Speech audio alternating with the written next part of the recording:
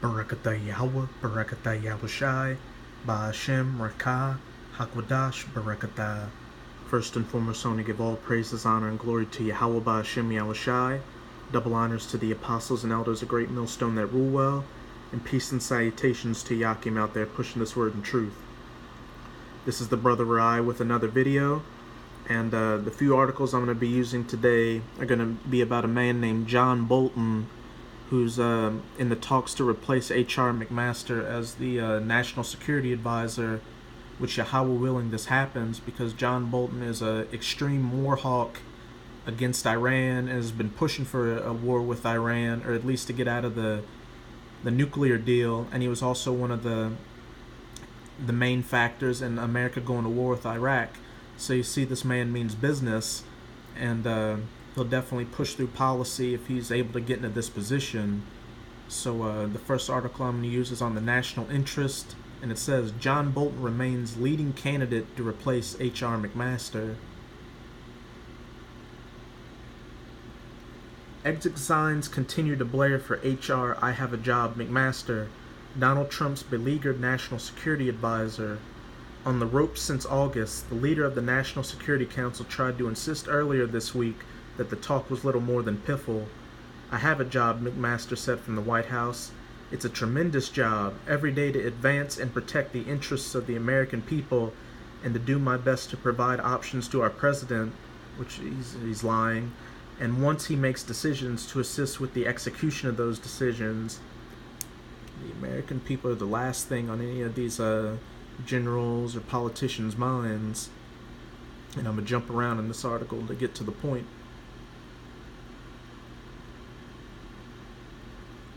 Who would replace McMaster? A leading candidate is John Bolton, my boy, the Fox News staple, former UN ambassador, and veteran defense intellectual and avatar for Mustache magazine. His influence in the White House hit a nadir in August when he publicly complained that he couldn't get a meeting with 45, but since then he's mounted a vociferous internal comeback.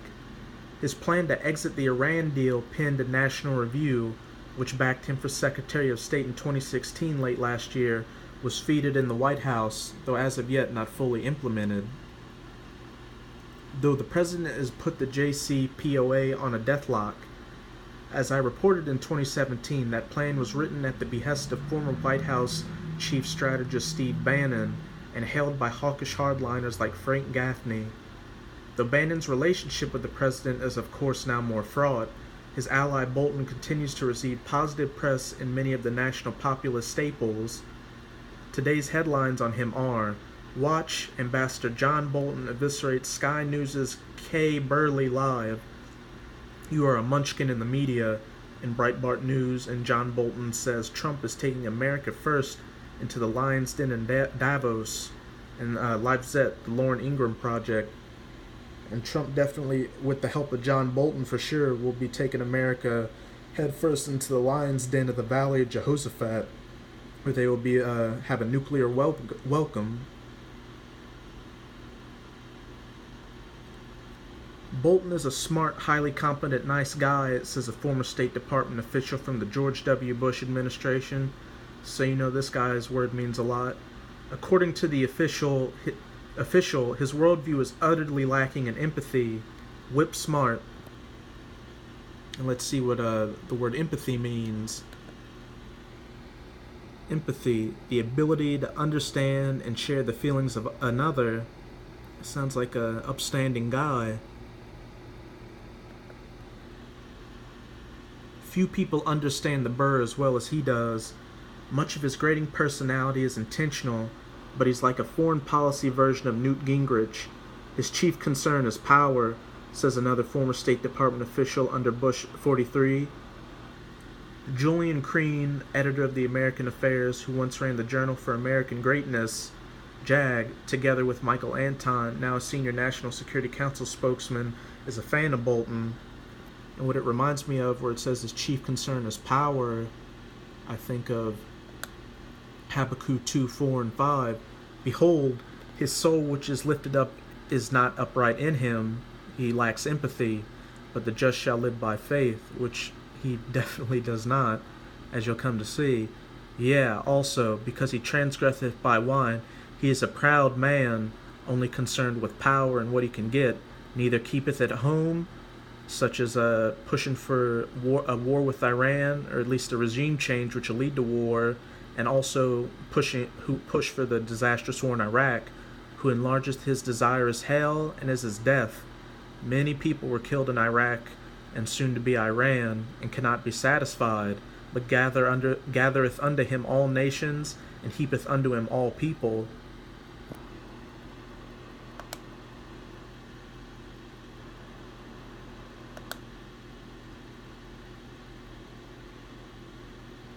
Not everyone on the Trump sympathetic right would be happy with a Bolton ascension. Scott McConnell, founding editor of the American Conservative, reacted with horror when Bolton was floated during the transition in 2016. I shudder to think what would happen if we had a failed presidency, McConnell told a Washington crowd in November that year, shortly after the election. I mean, John Bolton, now he may be back. So you see, Bolton's even got some of these Edomites running scared, which is just it's a beautiful sign to know that this is the guy we want in this position, Yahweh willing. Now let's get a little information on Mr. John R. Bolton. Here's a picture of him. Doesn't he look like such a nice guy? He's got that Mr. Rogers look that would make a 2/3 do a backflip for a dog cookie.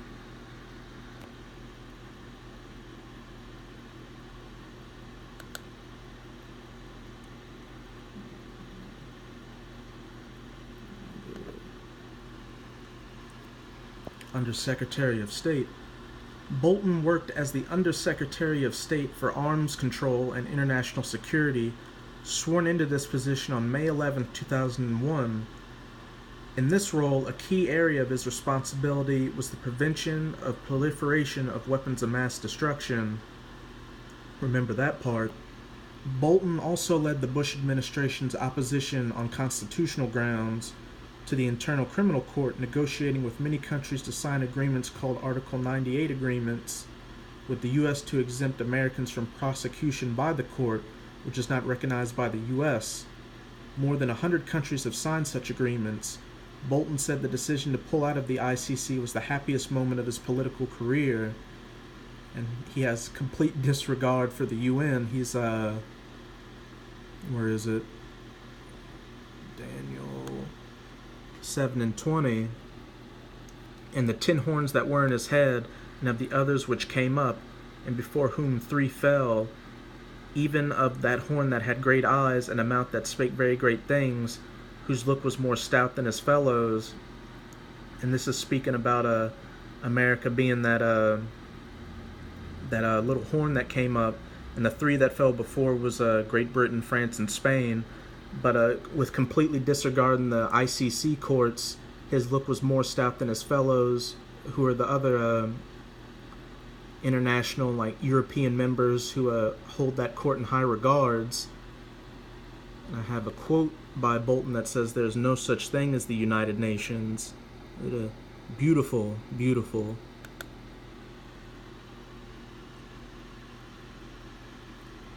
Bolton was instrumental in derailing a 2001 biological weapons conference in Geneva convened to endorse a UN proposal to enforce the 1972 Biological Weapons Convention. U.S. officials led by Bolton argued that the plan would have put U.S. national security at risk by allowing spot inspections of suspected U.S. weapon sites, despite the fact that the U.S. claims not to have carried out any research for the offensive purposes since 1969.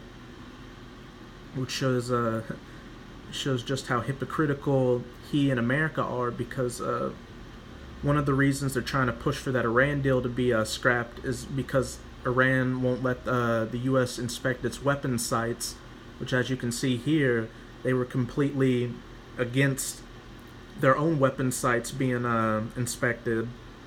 Typical Edomite hypocrisy.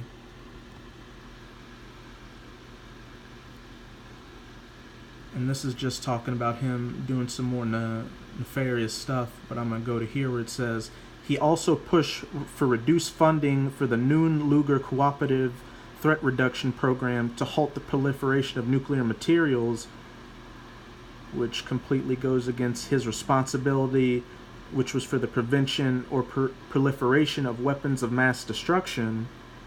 Stand-up guy, what a nice guy.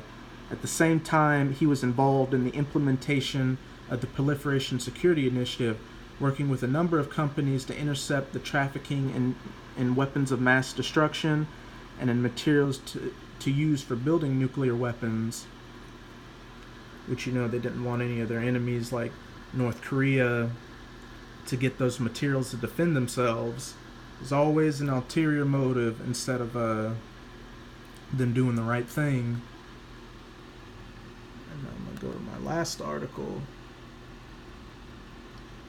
on Vox. Former UN Ambassador John Bolton has a plan to pull out of the Iran deal. It's bad. The reasoning is eerily reminiscent of the run-up to the Iraq War. Slovakia brothers.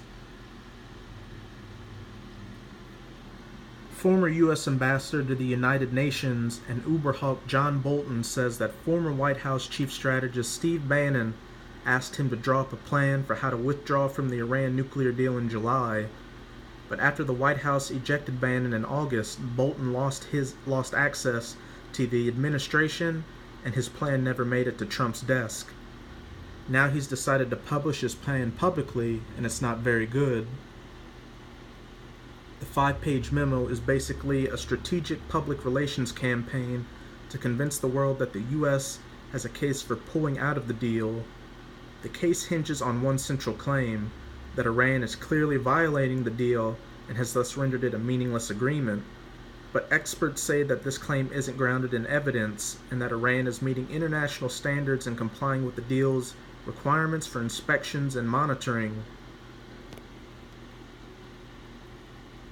Bolton's argument, they say, simply assumes that Iran has nefarious intentions to build nuclear weapons despite the absence of any proof, and some analysts warn that his argument suffers from the same kind of war-hungry reasoning that led the U.S. to invade Iraq on questionable evidence in 2003, which brings me to Psalms 55 and 21.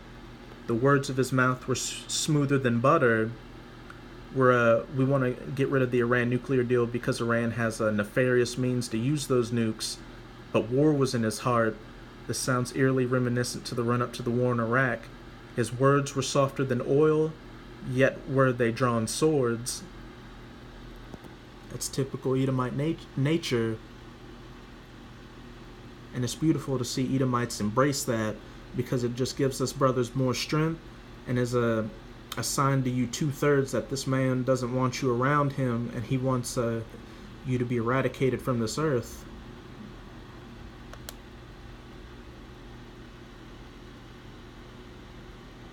There's a lot of talk of Iran's non-compliance with the deal, but there isn't a lot of evidence of Iran's non-compliance. Jeffrey Lewis, an arms control expert at the Middlebury Institute of International Studies at Monterey, told me. That's sort of how Iraq happened, where the Bush administration said, let's go find the evidence of weapons of mass destruction, rather than asking, does Iraq have weapons of mass destruction or not? There's no compelling evidence that Iran is violating the deal. In 2015, the Obama administration and its allies struck the nuclear deal with Iran, which called for punishing Western economic sanctions on Iran in exchange for Tehran curbing its nuclear program.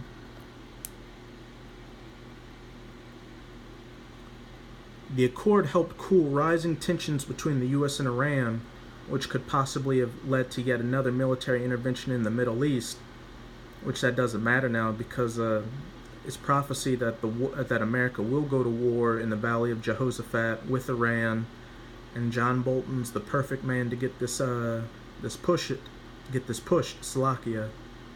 Tehran has already received tens of billions of dollars in sanctions relief in exchange for shipping out a large chunk of its enriched uranium and taking thousands of centrifuges offline. In his memo, Bolton asserts that Iran's outright violations of the terms of the deal give the U.S. license to scrap the deal and reimpose crippling economic sanctions on the country unilaterally. but experts say there is no evidence of Iran refusing to comply with the